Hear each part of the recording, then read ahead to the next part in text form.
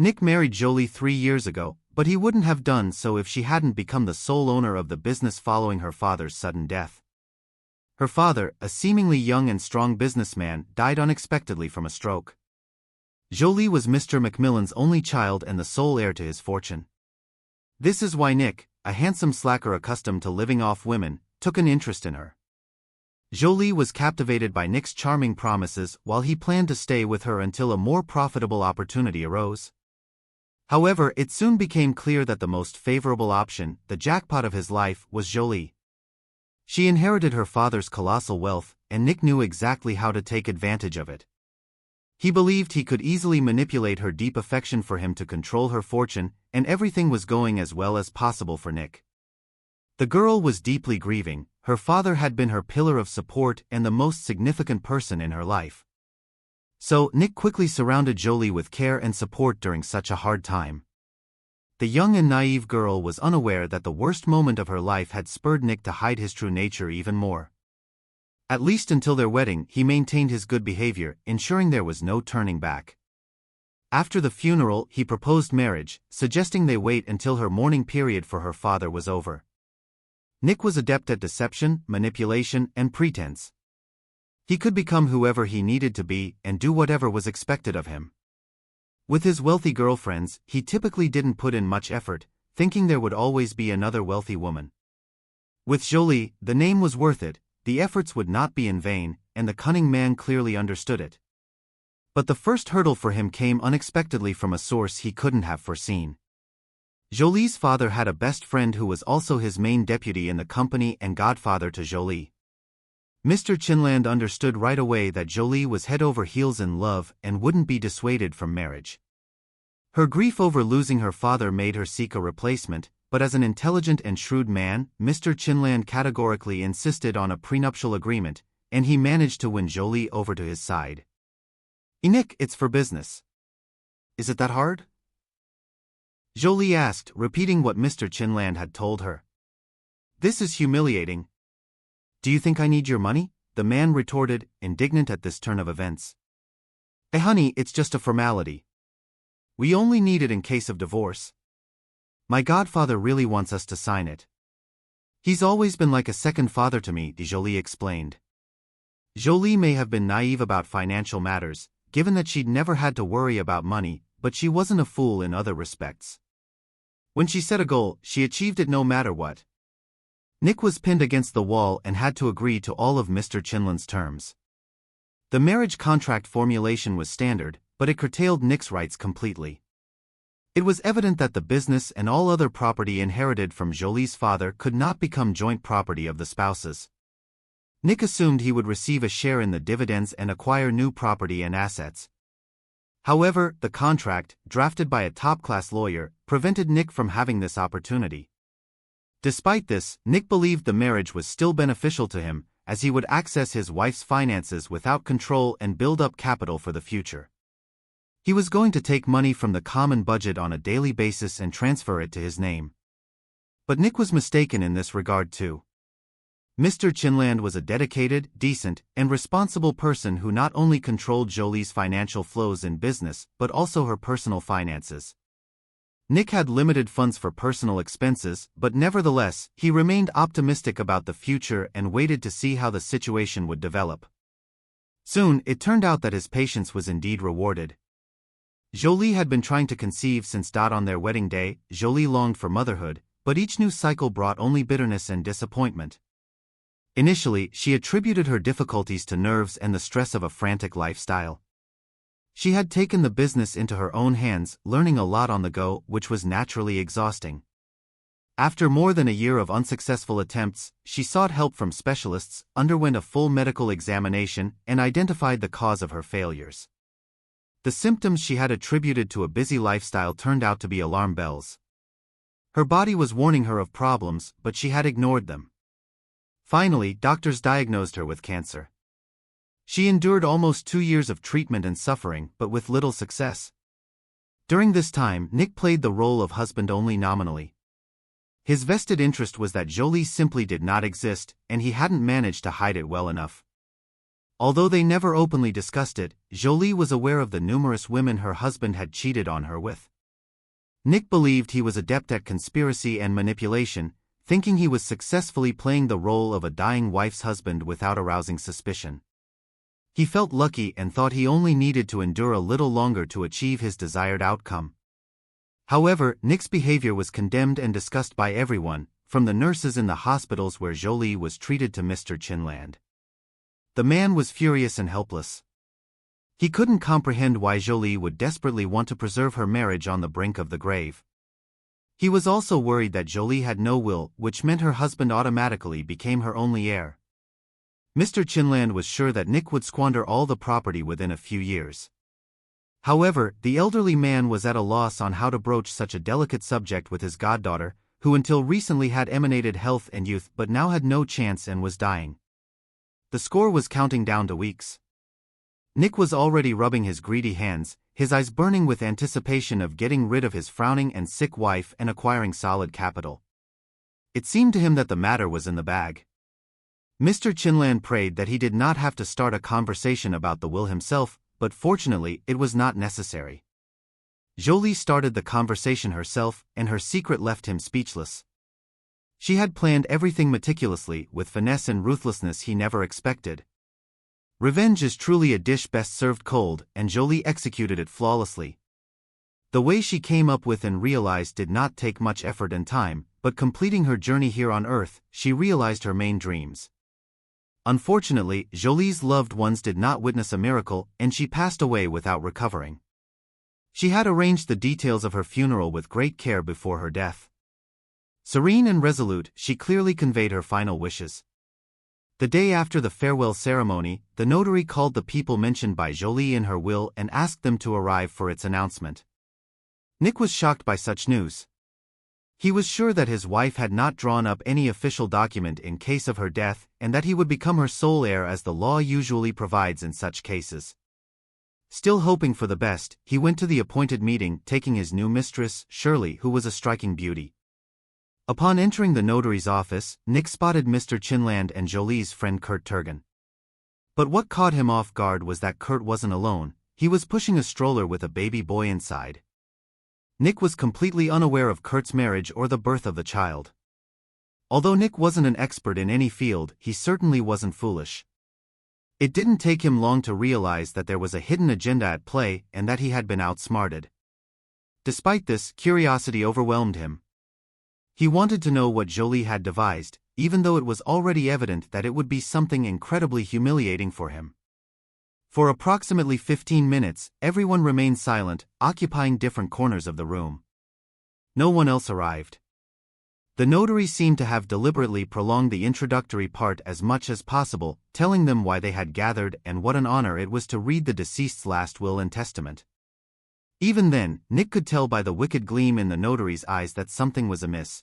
Grinning continuously, Mr. Chinland's expression revealed that the will's contents were a secret only to Nick. Finally, Nick heard his name. "To my lawful husband Nick, I deny the inheritance," read the notary. After this modest and short sentence, the notary looked at Nick and asked if he understood the essence of what had been said.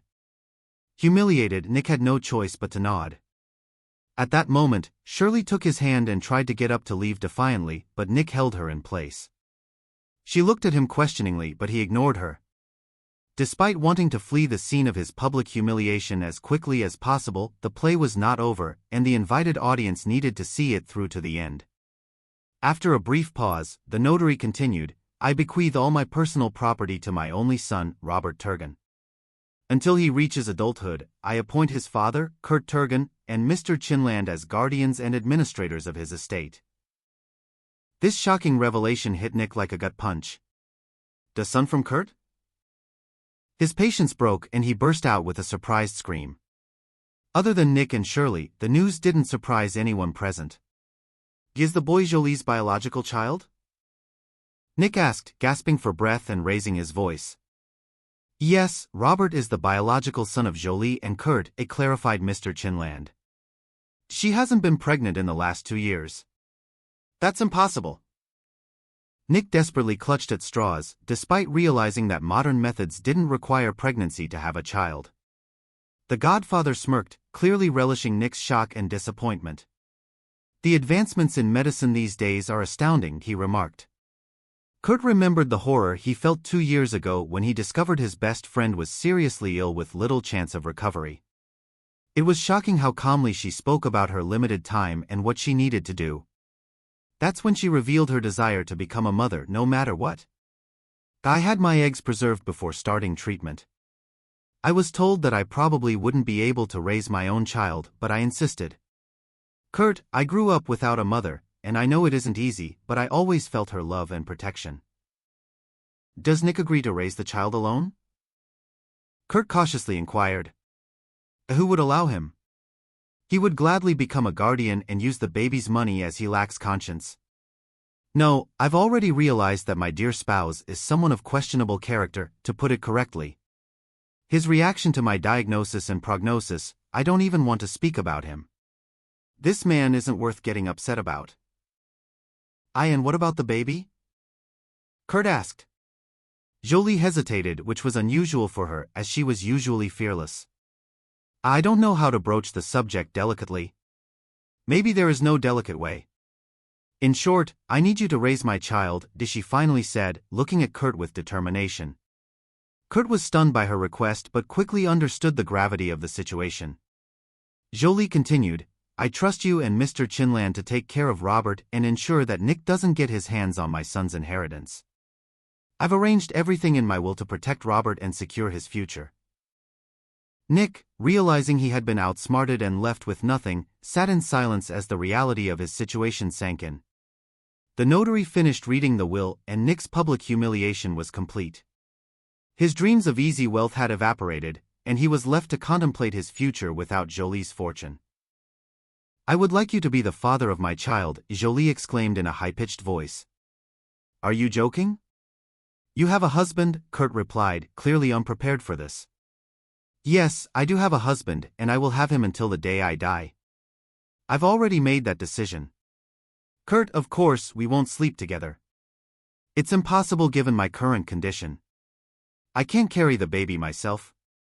Unfortunately, I had my eggs preserved. Now, we need the biological material from the future father. Naturally, I also need a woman to carry and give birth to him, but luckily such services are available now. At first, Kurt thought it was absurd, the nonsensical ramblings of a desperate woman. Yet, she had an entire logical plan in her head and had already completed significant preparatory work, researching the legal aspects, arranging for a reproductive clinic's services, and even finding a mother for the future baby. Kurt, I could use the services of a donor for a father for the baby. I really want to leave a piece of myself behind, but when you think about it, who will the baby be with? I've been thinking a lot, but you're the only one I can rely on. I am sure of you. Knowing you for so many years, I believe that you will be a great father. I understand that you want to create your own family, get married, and have children. Naturally, it's logical. But please think about it. Don't answer me right now.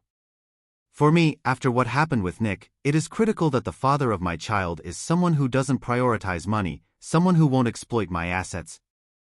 I'm not as naive as I was before marriage. Nick taught me a lot. Now, I have a lot of life experience. As for you, you don't need any money at all. You have plenty.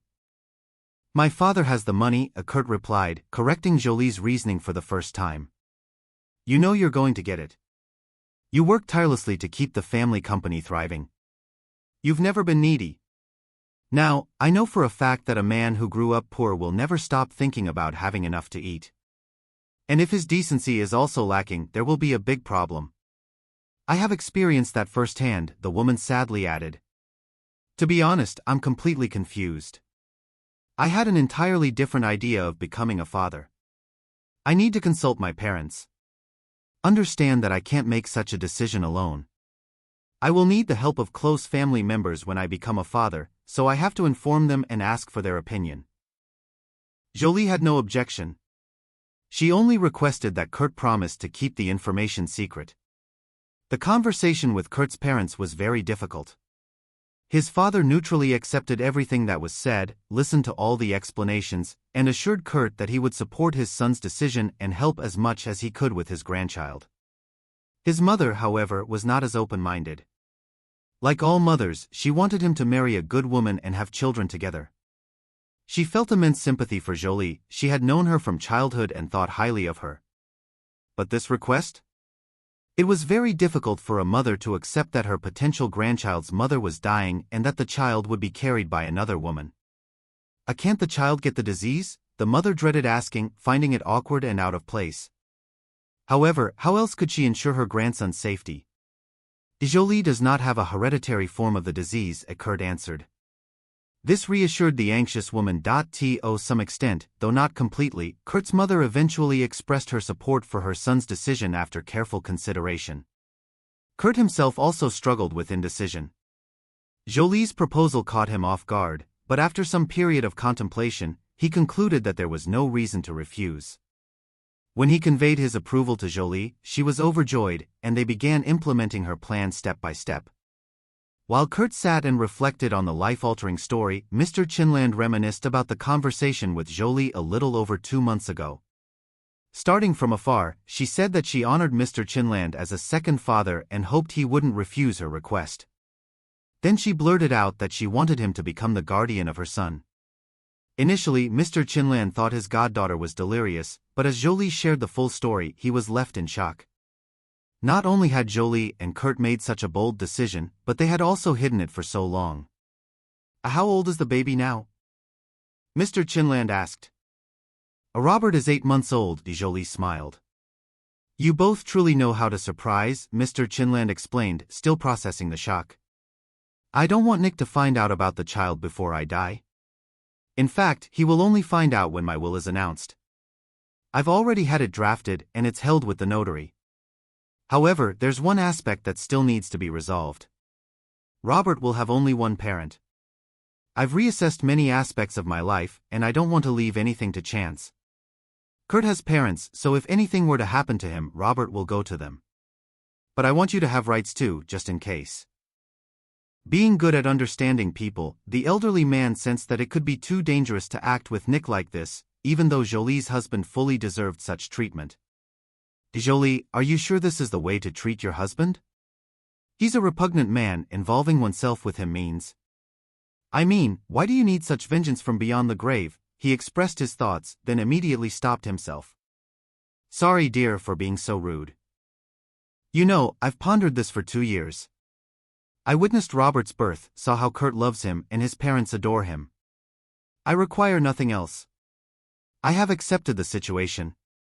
Currently, I am much more annoyed by those who speak to me about some mystical recovery and healing. And as for Nick, I loved him so deeply, I believed in him with all my heart, but he turned out to be the most ungrateful beast. He comes to my hospital as if it were hard labor. Do you know his girlfriends brought him here? The elderly man silently nodded, bitterness apparent in his expression. And I should forget this? Absolutely not. He cherishes money above all else, so that's how I will punish him. It will be a surprise for him. You see, I kept everything from you. It was immensely difficult. I wanted to introduce you to my son right away, but I was exceedingly cautious so that no one would accidentally find out and tell Nick. This may be my farewell to him. I even wrote him a letter, the notary will deliver it. Mr. Chinland made several attempts to dissuade his goddaughter.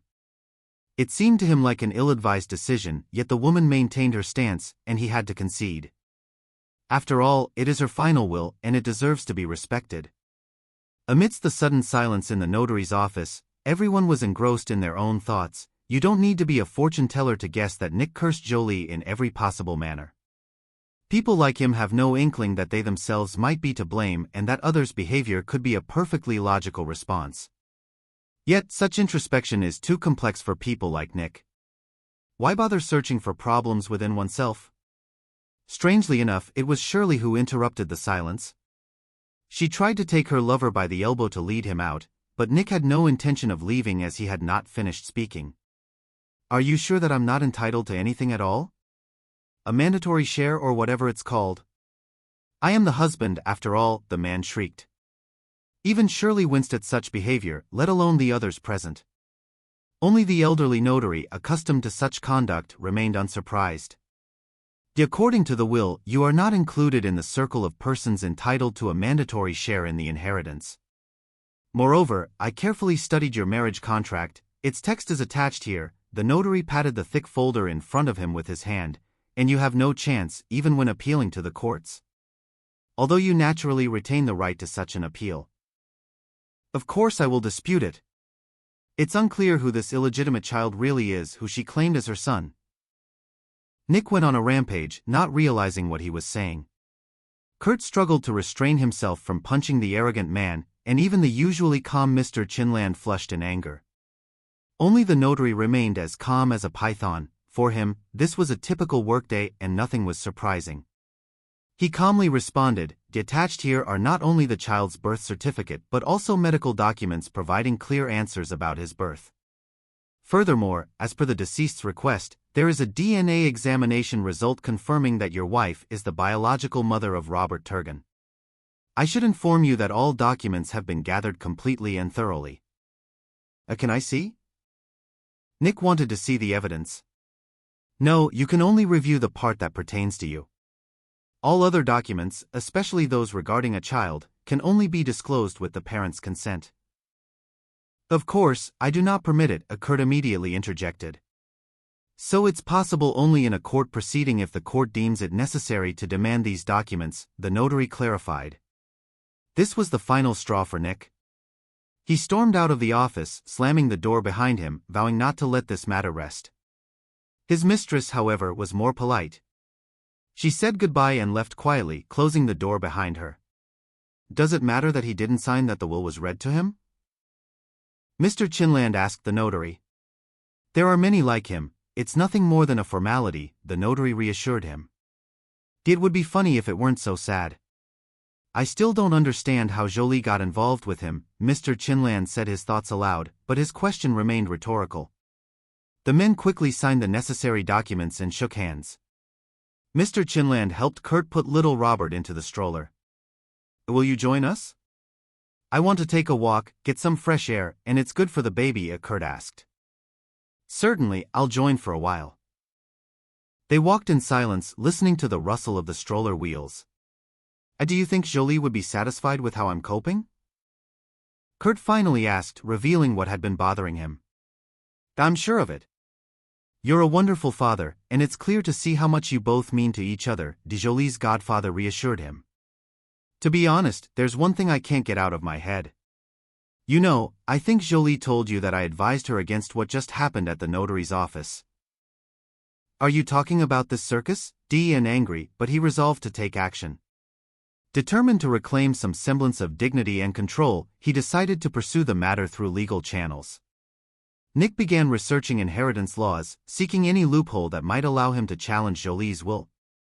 Despite his lack of legal knowledge, he convinced himself that he could find a way to overturn her last wishes and secure at least a portion of her estate.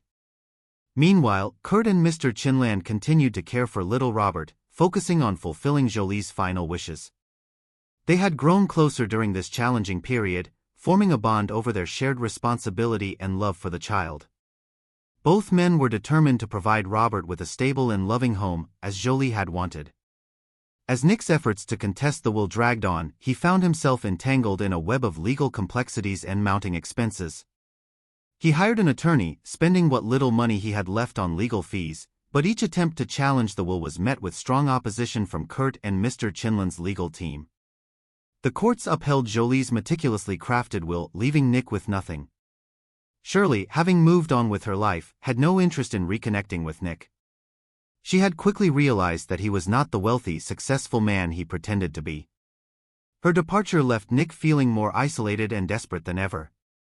Nick's health continued to deteriorate as he spiraled further into alcoholism. His anger and bitterness consumed him, and he became a shadow of his former self. The man who once believed he could manipulate and deceive his way to wealth now faced the harsh reality of his choices. One day, while wandering aimlessly through the city, Nick happened upon a playground. He watched as children played, their laughter and joy contrasting starkly with his own misery. Among the children, he spotted Kurt and Mr. Chinland with Robert, who was now a lively toddler. They appeared happy and content, a stark reminder of what he had lost. Seeing Robert, the child he had once dismissed and scorned, thriving in the care of others stirred something within Nick. He felt a pang of regret, a fleeting moment of clarity amidst the fog of his despair. But it was too late for redemption. The damage he had caused was irreversible, and the life he had envisioned for himself was nothing more than a shattered illusion. As Nick walked away from the playground, he realized that he had no one to blame but himself. The choices he had made, driven by greed and selfishness, had led him to this point. In his pursuit of wealth and power, he had lost everything that truly mattered. With this bleak realization, Nick faded into obscurity, a cautionary tale of the destructive power of arrogance and deceit. Meanwhile, Kurt and Mr. Chinland continued to honor Jolie's memory by raising Robert with love and dedication. They ensured that he knew about his mother's bravery and the sacrifices she had made. Despite the challenges they faced, they found solace in the bond they shared and the promise they had made to Jolie. In the end, Jolie's meticulous planning and the unwavering support of her loved ones ensured that her legacy lived on through her son, free from the influence of those who sought to exploit her. Her story, marked by strength and resilience, served as a testament to the enduring power of love and the importance of cherishing what truly matters in life. For his sinister plan, Nick's obsession grew, driving him to meticulous preparation. He was relentless, knowing that this act of revenge was his last chance to inflict pain on Jolie from beyond the grave. Each day, he watched from his hidden vantage point, learning Robert's routine and the habits of Kurt and Mr. Chinland. He noted when they left the house, who they interacted with, and any potential security measures they had in place. He even timed their walks and visits to the park, observing every detail with a chilling determination. Nick's rage fueled his focus. His thoughts were consumed by the imagined suffering of Jolie, helpless to intervene from the afterlife. He visualized the terror and confusion that Robert would experience, and the anguish it would cause those who loved him. This vision kept him going, even as he grappled with the logistics of his plan. Despite his careful planning, Nick's deteriorating mental state made him prone to reckless decisions. He became increasingly paranoid, fearing that his intentions might be discovered. Every shadow in the forest seemed like a potential threat, and every rustle of leaves a sign of someone watching. Yet, he pressed on, driven by a singular, malevolent purpose. On the day he decided to act, Nick felt an eerie calm. He packed a small bag with essentials: food, water, a change of clothes, and a few basic tools. He wore dark clothing to blend into the shadows and covered his face with a mask. As evening approached, he slipped through the forest towards the Turgis house, his heart pounding with anticipation. Kurt, Mr. Chinland, and little Robert were in the backyard, enjoying the cool evening air. Kurt was playing with Robert, lifting him into the air and spinning him around while the baby giggled. Mr. Chinland watched them with a warm smile, finding solace in these moments despite the recent turmoil. Nick waited until dusk, when the light began to fade. He crept closer, staying low to the ground and using the trees as cover. He saw Kurt carrying Robert towards the house, preparing to put him to bed. As they reached the back door, Nick made his move. He darted from his hiding spot, rushing towards them with startling speed. Kurt barely had time to react before Nick was upon him, shoving him aside and grabbing Robert from his arms. The baby started to cry, sensing the danger and unfamiliarity of the situation. Kurt! Help! Mr. Chinland shouted, trying to intervene, but Nick was already running towards the forest, holding Robert tightly. Kurt scrambled to his feet, his heart racing with fear and anger. He chased after Nick, shouting for help and calling the security guards. Nick ran through the forest, dodging branches and roots, his lungs burning with exertion. Robert's cries echoed in his ears, but he pressed on, driven by the image of Jolie's suffering. He reached his hidden car, a beat-up sedan parked off a secluded dirt road, and fumbled with the keys, his hands shaking. As he was about to start the engine, Kurt caught up, grabbing the door handle and yanking it open. Give me my son! Kurt yelled, trying to wrestle Robert from Nick's grip. Nick lashed out, striking Kurt with a desperate, wild blow.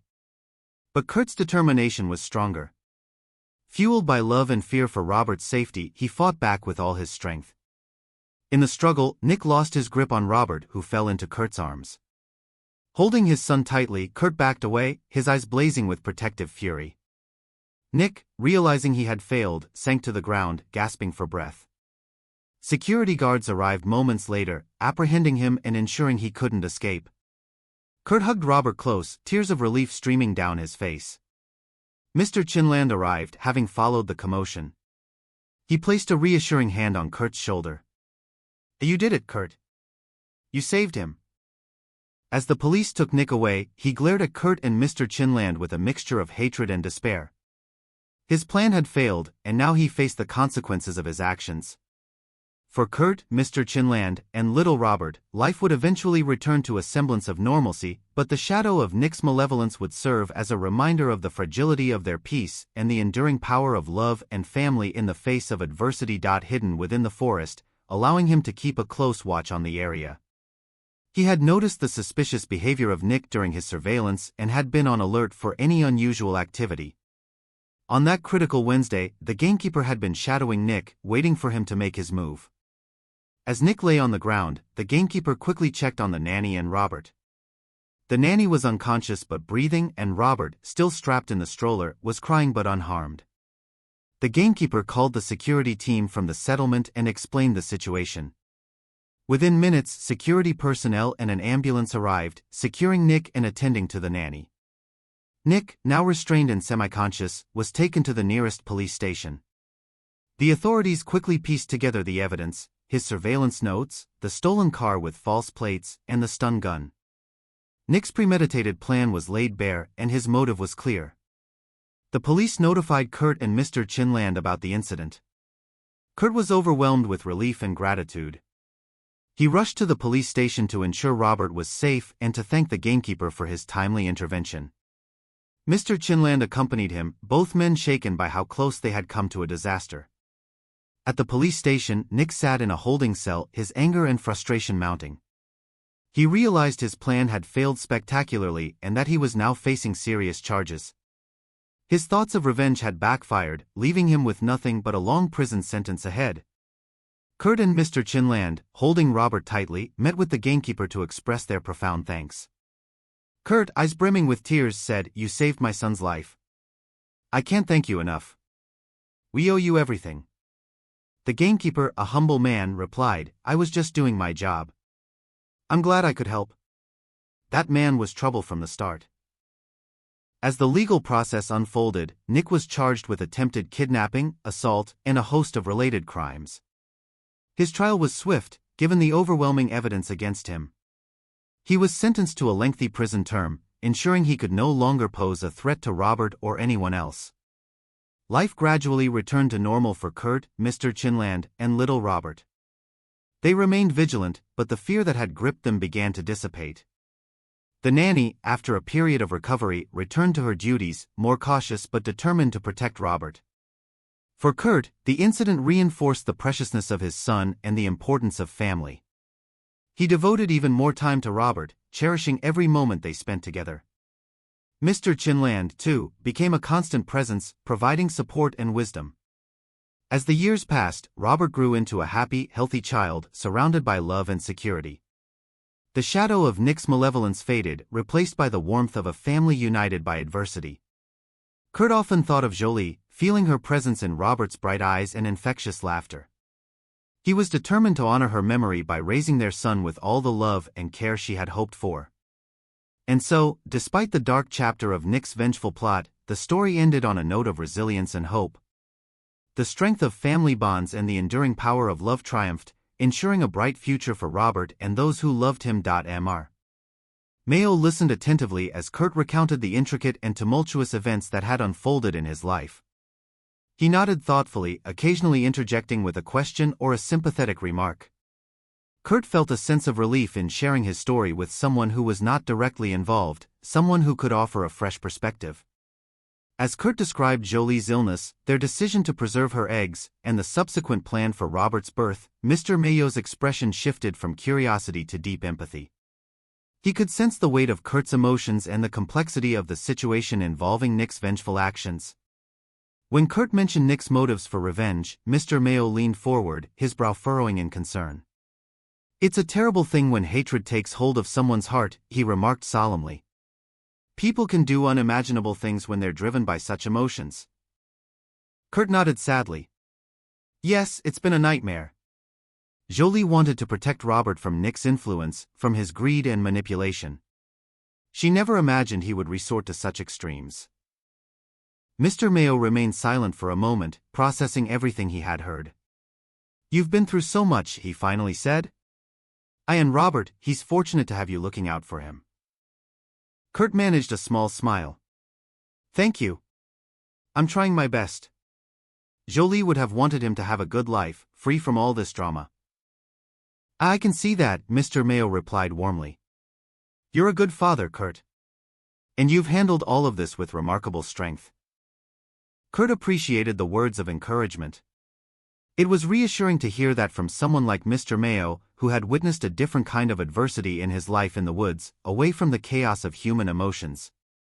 He realized that sharing his story had been cathartic, helping him process his own feelings and gain a clearer perspective.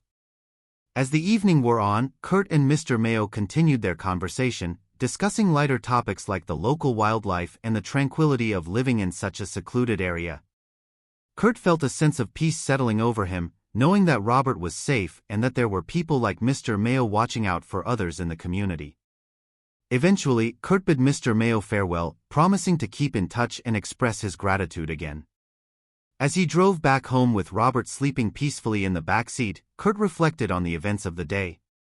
He felt a renewed sense of hope and resilience, knowing that even in the face of darkness, there were good people like Mr. Mayo who would step forward to protect what was right. And so, with each passing day, Kurt focused on building a loving and stable environment for Robert. Honoring Jolie's memory and cherishing the unexpected bonds of kindness and support that had emerged from the turmoil of their lives. As time passed and life settled into a new rhythm for Kurt and Robert, the presence of Mr. Mayo became a comforting constant.